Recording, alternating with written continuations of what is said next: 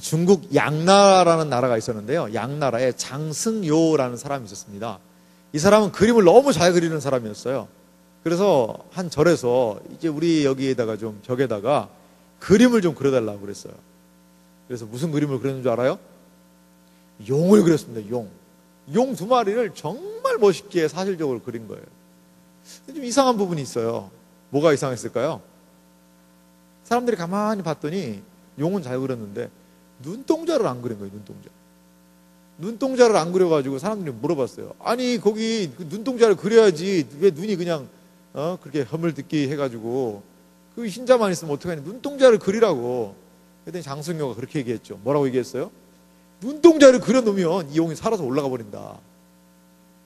이러한 믿거나 말거나 얘기를 했어요. 사람들이 안 믿죠. 그러니까 장승요가 딱 붓을 들더니 눈에다가 한 마리에다 용 2마리인데 눈동자를 딱 그려니까 어떻게 했다고 그래요? 갑자기 천둥이 치고 그냥 하더니 용이 거기서 살아가지고 올라갔다. 그래서 이름하여 뭐다? 화룡점정이다. 이런 이야기가 있어요. 어떤 일을 하게 될 때, 무슨 일을 할 때 최후의 중요한 부분을 마무리함으로써 그 일을 어떻게 하는 거예요? 완성한다는 그런 의미가 여기 있겠죠. 오늘 저는 이 설교 시간에 이 화룡점점으로 왜 시작을 했냐면, 예수님의 오늘 뭐에 대해서 오늘 설교를 듣죠? 승천이에요. 승천. 이 승천이라는 게 마치 화룡점점과 같은, 화룡점점과 같은, 눈동자를 마지막에 딱 그리니까 용이 돼서 하늘로 올라갔다는 그런 전설과 같은 이야기와 같이 예수님의 사역에 있어서 오늘 이 승천이라는 것은요, 너무나도 예수님의 사역을 완성하는 그런 측면이 분명히 있더라는 것이죠. 우리는 사도신경을 지금 계속해서 살펴보고 있어요. 오늘 사도신경 7번째 설교고요. 7번째 설교고, 그리고 오늘 하늘에 오르사 전능하신 하나님 우편에 앉아 계시다가, 이것은 사도신경의 몇 번째 고백이죠? 6번째 고백입니다. 6번째. 여러분 한번 찬송가나 성경책 한번 펴보세요. 사도신경 한번 봅시다. 거기다 여러분 숫자를 적어놓으셨죠? 1번 전능하사 천지를 만드신 하나님 아버지를 내가 믿사오며, 2번이 그의 외아들 우리 주 예수 그리스도를 믿사오니, 3이 이는 성령으로 잉태하사 동정녀 마리아에게 나시고, 4번째는요 본디오 빌라도에게 고난을 받으사 십자가에 못 박혀 죽으시고, 5번째는 장사한 지 사흘 만에 죽은 자 가운데서 다시 살아나시며, 6번째가 오늘 하늘에 오르사 전능하신 하나님 우편에 앉아 계시다가 6번째예요. 7번째는요 저리로서 산자와 죽은 자를 심판하러 오시리라. 다음 시간에는 예수님의 재림에 대한 부분을 설교할 거고요. 8번째는 성령을 믿사오며, 9번째는요 거룩한 공예와 성도가 서로 교통하는 것과, 10번째는 죄를 사하여 주시는 것, 12번째는 몸이 다시 사는 것, 11번째는, 그리고 12번째 마지막은요 영원히 사는 것을 믿사옵나이다. 이렇게 앞으로 지속적으로 사도신경에 대한 부분을 가지고 설교를 하려고 합니다. 자, 오늘 말씀에 보니까 예수님이 하늘에 올라가셨다. 그리고 올라가서 어떻게 하셨다는 거예요? 전능하신 하나님 우편에 앉으셨다. 그런 이야기를 해요. 우리가 오늘 사도행전 1장 본문을 읽었죠? 사도행전 1장 본문은 예수님이 부활하시고 1장 3절 보세요. 사도행전 1장 3절 말씀 같이 읽어보겠습니다. 읽습니다. 그가 고난받으신 후에 또한 그들에게 확실한 많은 증거로 친히 살아계심을 나타내사, 이거 부활을 얘기합니다. 며칠간 계셨어요? 40일 동안 그들에게 보이시며 하나님의 나라의 일을 말씀하시니라. 이제 부활 이후 40일간 계셨던 예수님이 40일이 마치자 승천하게 되셨다는 거예요. 승천. 그러면서 오늘 1장 9절에 보니까 이 말씀을 마치시고, 이 말씀은 어떤 말씀이었을까요? 1장 8절입니다. 같이 잘 아는 말씀이니까 읽습니다. 오직 성령이 너희에게 임하시면 너희가 권능을 받고 예루살렘과 온 유대와 사마리아와 땅끝까지 이르러 내 증인이 되리라 하시니라. 이 말씀을 마치시고 예수님 어떻게 했어요? 그들이 보는 데서 올려져 가시니. 그러니까 사도행전 1장 8절은요 예수님이 이 땅에 계실 때 하신 마지막 말씀이에요. 마지막 말씀. 마지막 말씀을 하시고 하늘로 올려져 가셨다는 거예요. 그러니까 구름이 그를 가리어 보이지 않게 하더라. 우리는 첫 번째 예수님의 이 승천의 과정을 좀 살펴볼 필요가 있어요. 이런 모든 과정. 그래서 예수님이 40일 동안 부활하고 계셨다가 성경은 승천에 올라가셨다고 얘기를 해요. 예수님이. 그냥 뭐 예수님이 다시 돌아가신 게 아니고 그 부활의 몸이 하늘로 올라가신 거예요. 그것을 승천이라고 이야기를 합니다. 여기 구름이 가렸다라고 얘기하는데 그냥 뭐 수증기가 있는 구름이 이렇게 예수님을 쑥 가린 게 아니라 구약 성경에서의 구름의 의미가 있어요. 그건 뭐냐면 하나님의 임재, 하나님이 여기 함께 하신다 그럴 때 구름이 덮었다 이런 표현을 해요. 하나님이 거기 계신다는 거예요. 또 하나 이 구름이 뜻하는 것은 하나님의 영광스러움을 나타내거든요. 그러니까 예수님의 이 승천하심을 하늘 아버지 하나님께서 기뻐하셨다는 거예요. 받으셨다는 거예요. 그래서 영광 중에 예수님이 하나님께로 다시 올라갔다는 거예요. 그리고 여기에 보니까 예수님이 하늘로 올라가신 그런 부분이 보여요. 우리가 11절도 그런 부분이 있죠. 갈릴리 사람들 어찌하여 서서 하늘을 쳐다보느냐. 거기 하늘. 그러면서 너희 가운데에서 하늘로 올려지신 이 예수는 하늘로 가심을 본 그대로 오시리라. 여기에서 이 하늘은 뭘까요? 뭐 예수님이 달나라로 갔을까요? 달나라? 대기권 어디 막 둥둥 인공위성까지 지금 떠다니고 계세요? 군두운 구름 타고? 그건 아니겠죠. 여기에서의 하늘이라는 것은요, 유대인들은요 하늘에 대한 세 가지의 생각이 있었어요. 그래서 하늘이 몇 층으로 되어 있냐? 3층으로 되어 있다고 생각했어요. 3층 1층, 2층, 3층. 하늘이 3층이 됐다는 거예요. 1층은 뭐냐? 새들이 날아다니는 게 1층 하늘이에요. 우리가 말하면 대기권. 2층 하늘이 있는데 2층은요 공중권세 잡은 자 뭐 이런 이야기도 하듯이 그 마귀들이 장악하고 있는 것이 또 2층 하늘이라고 생각을 했어요. 그리고 또 하나 마지막 하늘이 뭐냐? 3층 천이라고도 얘기하는데 하나님이 계신 보좌, 하나님의 보좌가 있는 하늘이 세 번째 하늘이라고 얘기했어요. 사도 바울도 자기가 기도하다가 어디로 갔다고 그래요? 3층 천에 올라갔다 이런 얘기 하잖아요. 알 사람만 알도다. 대부분이 몰라요. 읽어보세요. 고린도서에 보면 있어요. 그런 3층 천이라고 얘기했는데 거기가 바로 하나님이 계시는 하늘의 의미예요. 그러니까 예수님은 하늘에서부터 이 땅에 오셔서 다시 그 자신이 오셨던 그 하늘로 되돌아가셨다는 거예요. 뭘 하시고? 사명을 완수하시고 다시 거기로 돌아가셨다는 것을 우리는 볼 수가 있습니다. 자, 그러면요 예수님이 하늘에 올라가셔서 과연 뭘 하시냐 이거예요. 과연 하늘에 올라가셔서 하늘에 올라가신 예수님이 뭘 하실까? 오늘 사도신경은 뭐라고 고백하고 있어요? 하나님 하늘에 오르사 어디에? 전능하신 하나님 우편에 앉아 계셨다라고 얘기를 하고 있거든요. 자, 그러면 두 번째로 우리가요 하나님 보좌 우편에 그 앉는다, 이게 무슨 뜻일까 좀 생각을 해볼 필요가 있습니다. 성경은요 예수님이 하나님 보좌 우편에 앉으신다고 얘기를 해요. 이건요 예수님이 이 땅에 살아계실 때도 많은 그런 이야기를 하셨어요. 성경 구절 준비했는데 조금 졸린 사람들은 좀 큰 소리로 한번 읽고요. 오늘 보니까 좀 상춘객들이 많았던 것 같아요. 여러분, 봄 나들이 간 사람들이 좀 많이 보이는 것 같아요. 평상시에 있어야 되는 분들이 좀 안 보이는 분들 많이 계신데 그래도 여러분 잘 오셨어요. 꽃보다 남자라고 그러는데 꽃보다 주님이에요. 꽃보다 주님, 벚꽃보다 주님이에요. 그러니까 잘 오셨어요 오늘. 근데 졸다 가면 안 되잖아요. 그러니까 우리 예수님이 자기가 자신이 이 하늘에 가 있는다는 그런 얘기를 하는 그 구절을 한번 읽어봅시다. 마태복음 26장 64절인데요 우리 성경 구절 앞에 자막에 있으니까 같이 읽겠습니다. 예수께서 이르시되 내가 말하였느니라. 그러나 내가 너희에게 이르노니 이후에 인자가 권능의 우편에, 여기서 이제 권능이라는 것은 하나님이에요. 하나님의 우편에 앉아있는 것과 하늘 구름을 타고 오는 것을 너희가 보리라. 예수님의 하늘 보좌 우편에 앉아 계심과 다시 오는 거 보겠다는 거예요. 그런 걸 이제 마태복음에 예수님이 말씀하셨고요. 누가복음 22장 69절도 한번 보겠습니다. 같이 읽어보겠습니다. 그러나 이제부터는 인자가 하나님의 권능의 우편에 앉아 있으리라 하시니라. 예수님은 자기가 십자가의 사역을 완수하시고 하나님의 권능의 우편에 앉아 있겠다고 얘기를 하셨어요. 자, 이것은요 이미 구약 성경에 예언된 이 말씀에 대한 성취거든요. 구약 성경 시편에는 이런 말씀이 있었어요. 시편 110편 1절인데요. 같이 한번 읽어보겠습니다.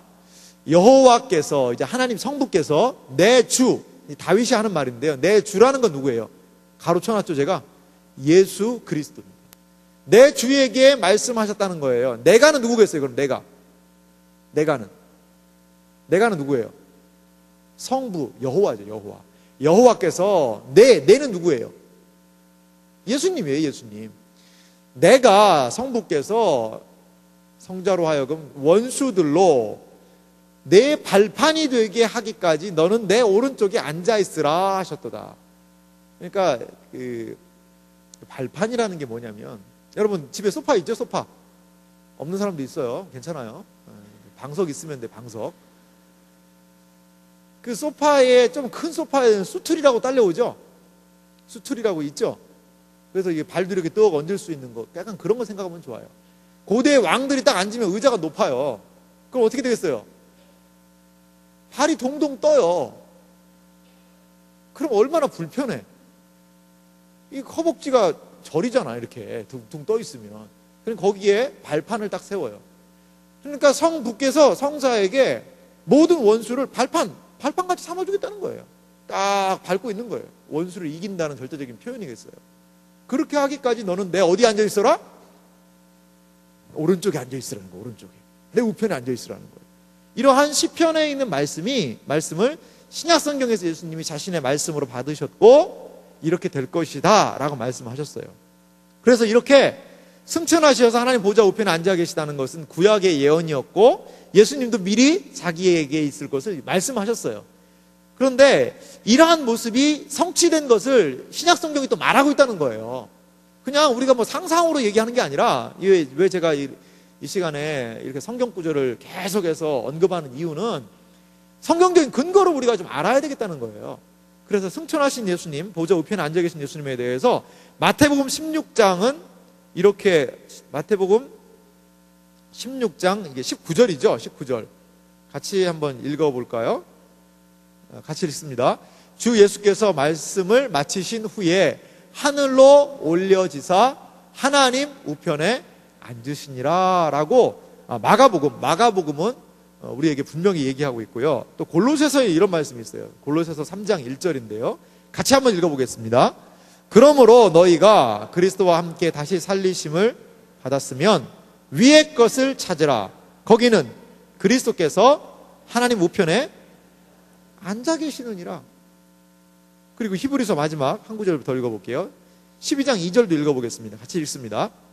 믿음의 주요 또 온전하게 하시는 이인 예수를 바라보자. 그는 그 앞에 있는 기쁨을 위하여 십자가를 참으사 부끄러움을 개의치 아니하시더니 하나님 보좌 우편에 앉으셨느니라. 여러분, 예수님이 어디 계세요? 여러분, 보통 예수님이 어디 계세요라고 그러면 내 마음속에요. 보통 이렇게 많이 생각하죠? 일반적으로 그렇게 생각을 많이 해요. 예수님 어디 계세요? 그러면 예수님 내 마음에 계시는데요? 근데 그거는 이제 우리가 심정적으로 하는 얘기고 성령과 함께 하심으로 뭐 그렇게 한다는 표현을 하는데, 엄밀하게 정말 핀포인트라고 그러죠. 딱 찍으면요, 예수님은 어디 계세요? 하나님 보좌 우편에 앉아 계시다는 거예요. 이게 성경의 증언이에요. 예수님은 어디 계세요? 지금 지금 어디 계세요? 하나님 보좌 우편에 앉아 계시다는 거예요. 그럼 예수님이 나와 뭐 함께 하신다는 건 뭔가, 그거는요, 성령께서 우리와 함께 하신다는 것을 그렇게 표현한 거예요. 그렇게 표현한 부분이 있습니다. 그래서 예수님은 지금 하나님 보좌 우편에 앉는다는 거예요. 그러면요, 이게 예수님이 예수님 엄청 힘들겠다. 왜? 그럼 계속 앉아 있어야 돼. 옆에 이렇게 하나님 우편에 계속 앉아가지고 그냥 이렇게 계속 있는 거예요. 그거 앉아서 뭐해? 답답하게. 이걸 뭐라고 그래요? 상징적인 표현이에요. 상징적인 표현. 예수님이 하나님 보좌 우편에 앉아있다는 말은 이러한 의미가 있습니다. 어떤 의미가 있냐면요, 보좌가 뭐예요? 보좌. 하나님의 보좌는 세상을 통치하는 중심부예요. 그 하나님의 보좌에 앉아 계신 예수님이, 하나님께서, 성부께서 예수님을 그 보좌 우편에 앉는다는 것은요, 옛날에 그 왕정제도와 좀 비슷한 게 있어요. 왕이 다스리는 나라가 있으면 그 왕이 자신의 대권을 줄 아들, 왕세자죠. 왕세자를 자기 우편에 앉혀서 자기의 통치와 모든 권세들을 위임하는 일들을 했다고 그래요. 그러한 개념이 있어요. 이제 온 세계와 우주의 통치권을 그리스도에게 주겠다는 뜻이 있어요. 오른쪽에 준다는 것은. 그래서 예수님이 하나님 보좌 우편에 앉아 계시다는 것은 그냥 뭐 앉아 있는 것이 아니라, 아하! 이제 하나님께서 예수님을 높이셔서 이 땅에서의 모든 사명을 완수한 그리스도를 높이셔서 하나님 보좌 우편에 앉으심으로 세상에 대한 모든 통치권을 그에게 주셨구나. 그것을 우리는 생각할 수 있습니다. 그러면 예수님이 지금 하나님 보좌 우편에서 그럼 뭐 하실까요? 심심하다. 그냥 가만히 앉아있고 언젠가는 하겠지만 통치 이렇게 하고 계시냐. 그게 아니라는 거예요. 예수님의 사역에 대해서 우편에서 앉아서 하시는 사역을요, 세 가지 정도로 생각해 볼 수가 있어요. 첫 번째는 어떠한 부분이냐면 예수님은 제사장으로서의 사역을 거기에서도 하고 계시고요. 또 하나 선지자로서의 사역을 거기에서도 하고 계시고요. 왕으로서의 사역을 거기에서도 하고 계시다는 거예요. 이걸 예수님의 삼중직분이라고 얘기하는데, 예수님이 이 땅에 있을 때 그거 했다는 거예요. 예수님이 이 땅에 계실 때 제사장의 사역을 하고, 이 땅에 계실 때 선지자의 사역을 하고, 왕으로서의 사역을 했는데 동일한 사역을 하나님 보좌 우편에 앉으셔서도 하신다는 거예요. 그렇다면 승천하신 예수님의 사역, 첫 번째로 제사장의 사역이라는 것은 무엇인지 우리가 잠시 살펴봅시다. 첫 번째로요, 예수님은요, 대제사장으로서 우리를 위해 뭐 하시는 사역을 하세요? 중보하시는 사역을 한다는 거예요. 중보. 히브리서 8장 1절은요 이러한 말씀이 있어요. 우리 같이 읽어볼까요? 히브리서 8장 1절을 읽습니다.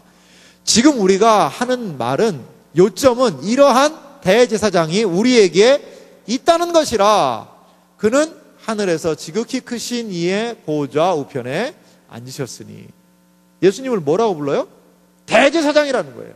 우리한테는 이런 대제사장이 있다라고 이야기하고 있다는 것이죠. 제사장이 한 역할이 뭐였어요? 구약시대에 제사였어요. 제사. 보십시오 여러분, 하나님과 인간, 이 사이가 이게 건널 수 없어요. 넘을 수 없는 그러한 격차가 있거든요. 그때의 대제사장이 중재를 해서 하나님께 제물을 드리고 제사를 드려요.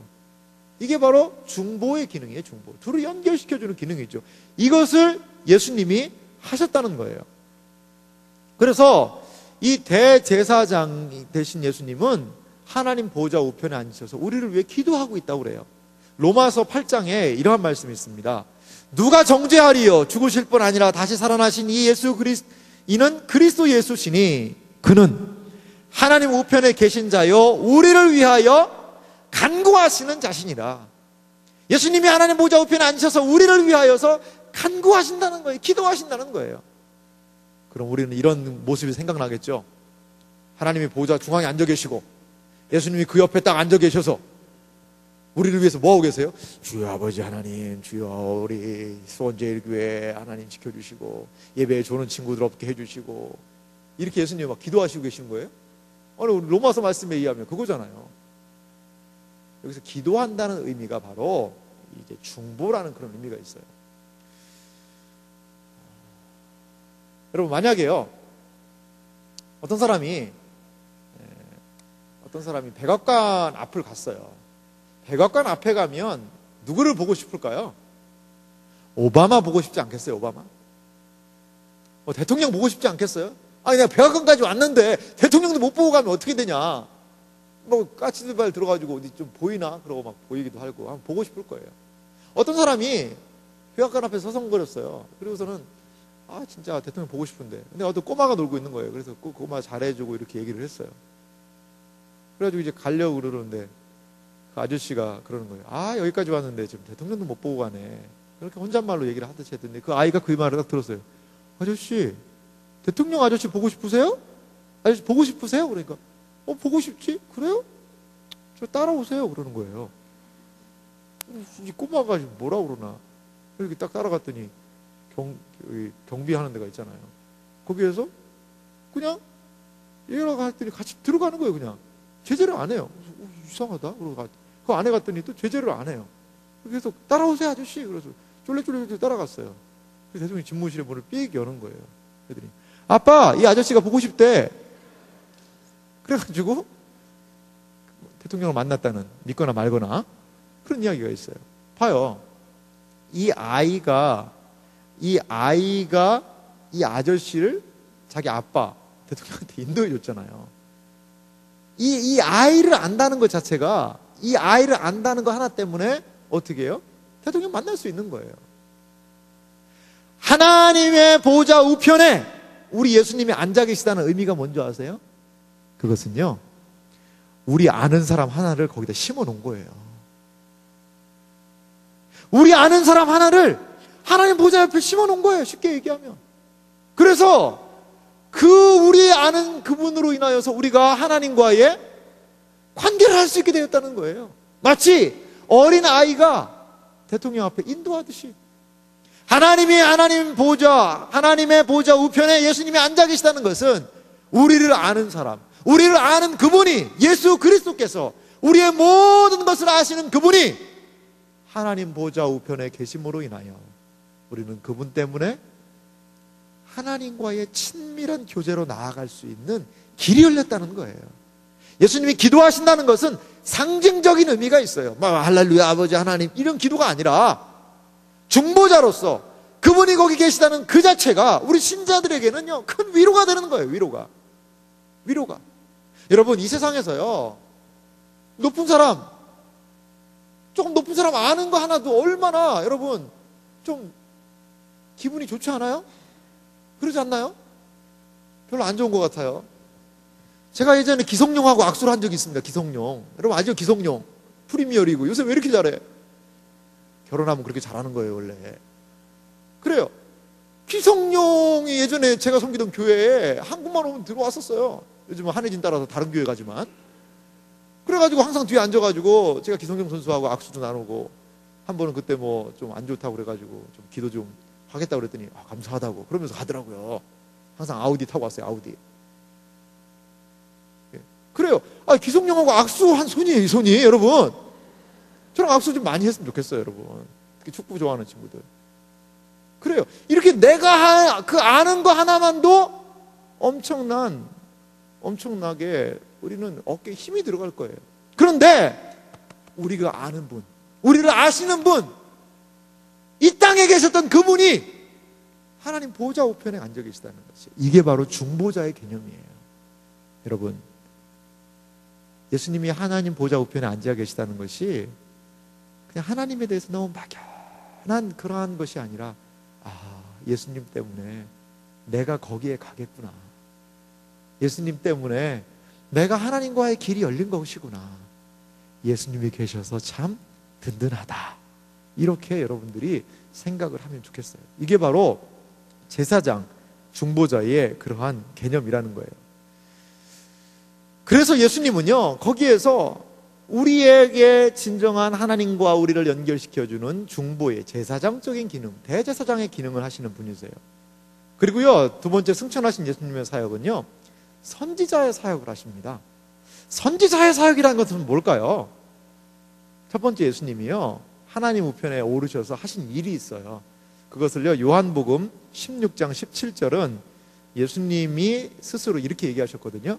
요한복음 16장 7절 말씀 제가 읽어볼게요. 그러나 내가 너희에게 실상을 말하노니 내가 떠나가는 것이 너희에게 유익이라. 내가 떠나가지 아니하면 보혜사가, 성령님의 다른 말입니다, 너희에게로 오지 아니하실 것이요 가면 내가 그를 너희에게로 보내리니. 예수님은 승천하시면서 내가 승천하면 성령 보내주겠다고 얘기를 해요. 그래서 사도행전에 이렇게 얘기를 하세요. 베드로의 설교 중에 이 부분이 포함되어 있는데요. 하나님이 오른손으로 예수를 높이심에 그가 약속하신 성령을 아버지께 받아서, 보세요, 약속하신 성령을 성부와 함께 너희가 보고 듣는 이것을 부어주셨다는 거예요. 보내셨다는 거예요.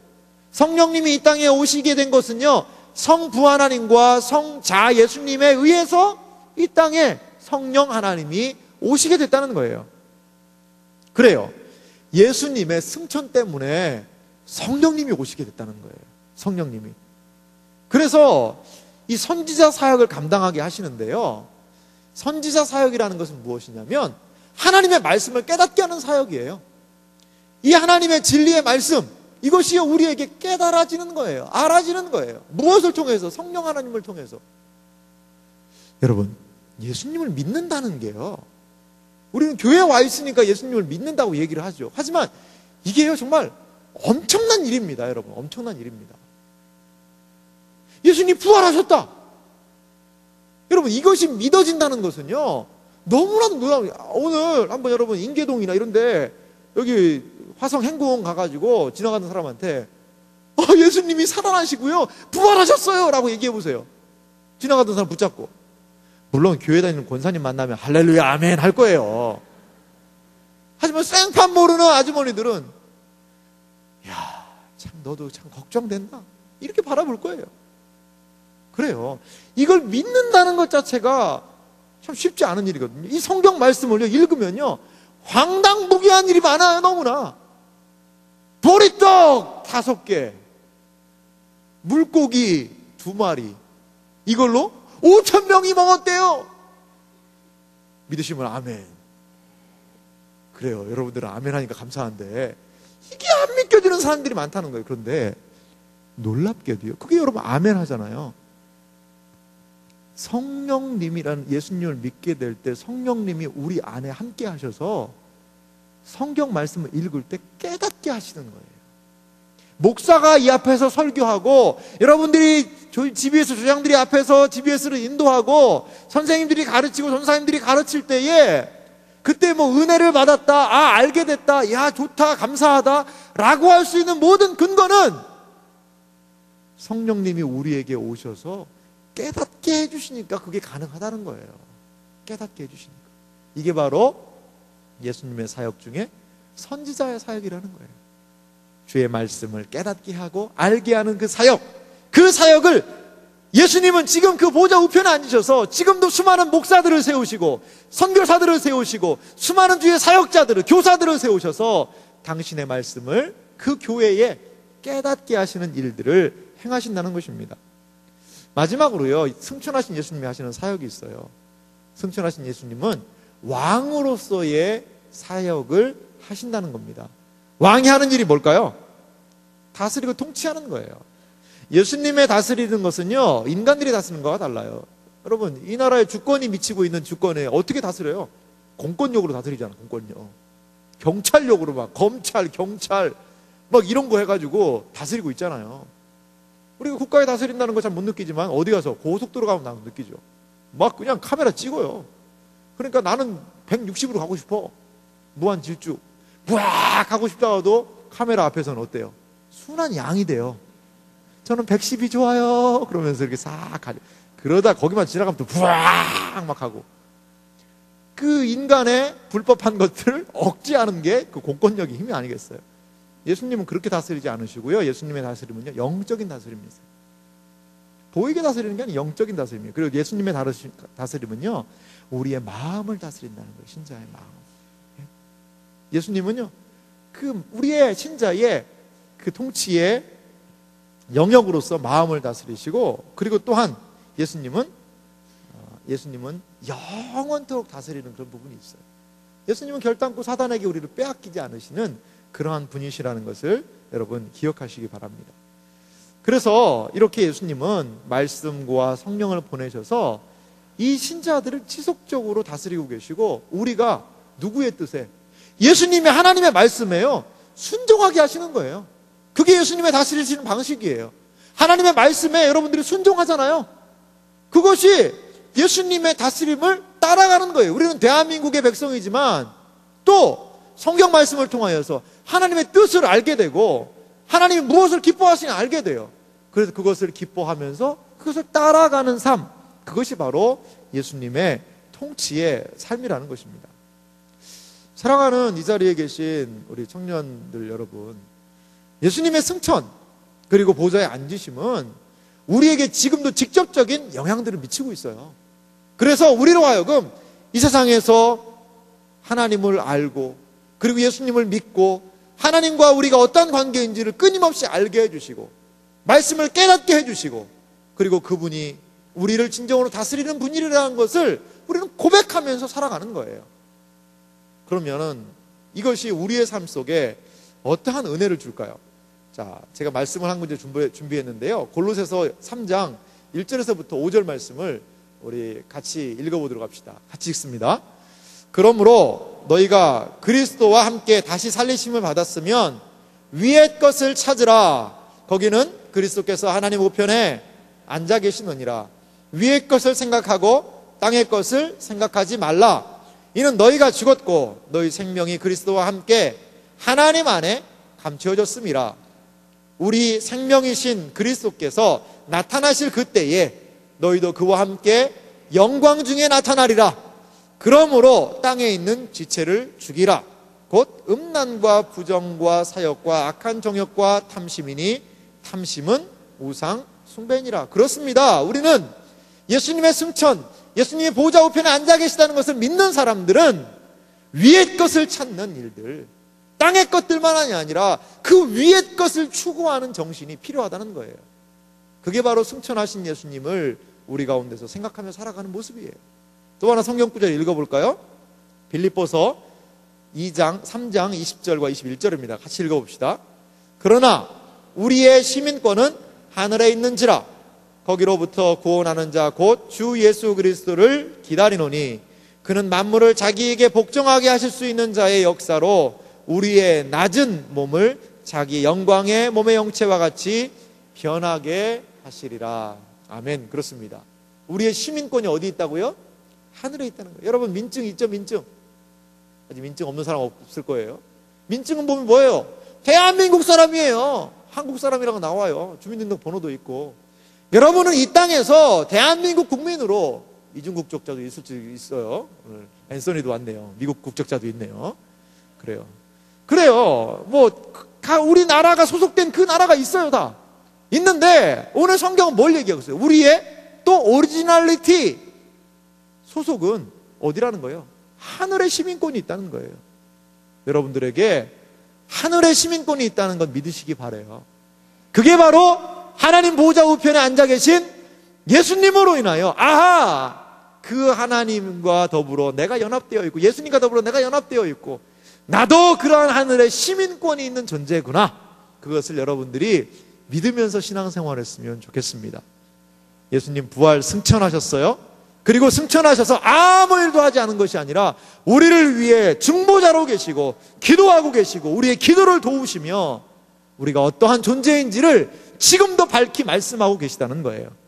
예수님의 지금도 살아 역사하시는 것에 여러분들도 눈 떠서 이 땅을 살아갈 때 그냥 살아가는 존재가 아니라 하늘의 그 주님의 영광스러움에 동참하는 귀한 삶이 되기를 주님의 이름으로 축원합니다. 같이 기도합시다. 이 시간 기도할 때 하늘에 계신 예수님을 기억하면서 기도했으면 좋겠고 그리고 그 예수님 때문에 우리에게 주신 놀라운 은혜가 있음을 기억했으면 좋겠습니다. 오늘 말씀을 생각하며 같이 기도합시다.